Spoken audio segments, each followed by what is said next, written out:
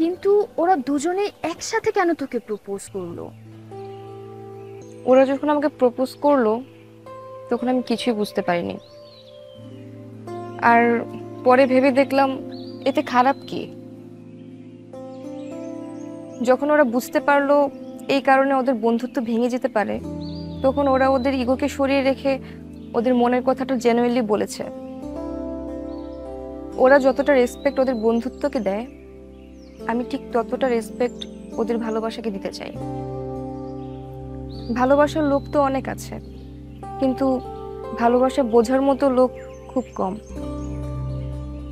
আর এই ব্যাপারটাতে ওরা দুজনই আমার কাছে বেস্ট। তাহলে তোর সিদ্ধান্ত কি? তুই তাকে ভালোবাসিস? সেটাই তো বোঝার চেষ্টা করছি।